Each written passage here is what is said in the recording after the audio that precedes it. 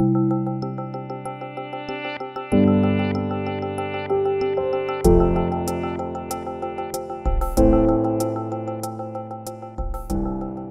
I'm Vicki Saunders. I'm founder of SheEO.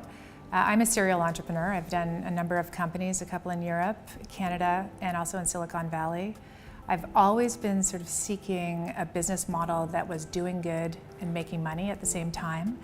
And when I started doing this stuff 25 years ago, everyone was like, "You're crazy. You go make your money and then you give it away later." It was very bifurcated, sort of do good over here and make money over here. And I always wanted to find a third way. And I noticed that the questions coming from female entrepreneurs have been very different than the questions that I get from male entrepreneurs. And as I sort of dug underneath that, it started to make me think that we needed a different support and funding model for female entrepreneurs. And so that's where SheEO came from. This was also very much designed from the entrepreneur's perspective. So how can you create a new world really for these female entrepreneurs? So how do you get them money, but also how do you get them support? Surrounding yourself with the right people. So over the years you've built companies, you're building another organization now. What are the attributes or the characteristics that you look for when you're building the team around you?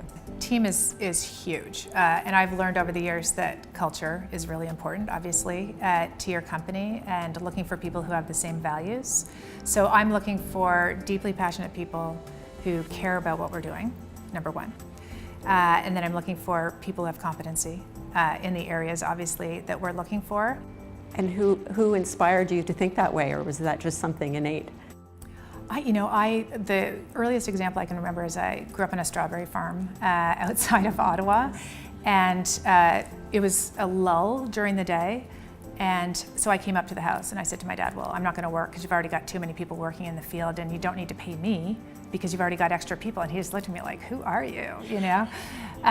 Usually you just stay there and collect your hours, but I'm obsessed with that, right? It's like, why would you be paying for this if you're not getting a value out of it? So don't. So I guess I've had that from a young age. Men and women lead and manage differently. What has been your experience in that, and do you have any perspectives you can add? Yeah, I really do. I think, so when I think of organizations and how we do performance evaluations and the sort of traditional ways of doing things, it's very much like, here's the role and here are all the things you need to do. And very often we're not good at half of the things that are on our plate.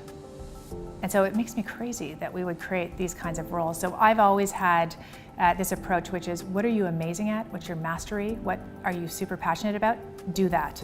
All those things you're not, please don't touch them, because someone else is excited about them. If you were to say the one person, whether a parent or someone else, who's inspired you the most in your life or in your career, who would that be? When I was growing up, I had an uncle who had lived overseas. And I remember asking him, if you had your life to live over again, what would you do differently? And he said, I'd work 4-day work weeks and use Fridays to read and integrate what I'm learning.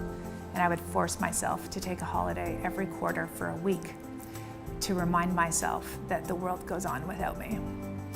And so for a number of companies that I've done, I instituted 4-day work weeks and then these forced holiday things.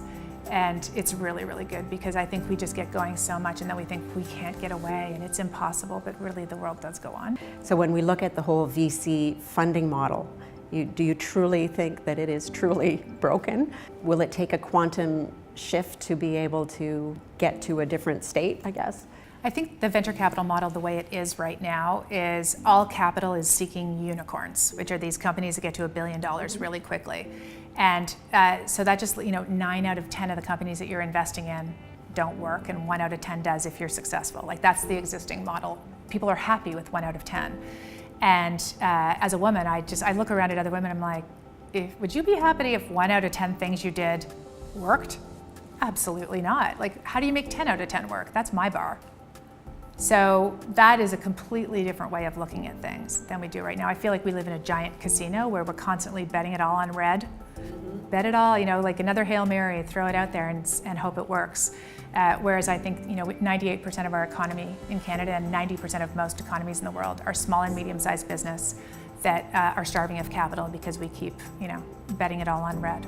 So I think we need another approach, and if we're successful, it's going to be a game changer for communities and economies around the world. So going back to Vicki Saunders on the strawberry farm, if you were to look back and say, you now giving that person one piece of advice, what would it be?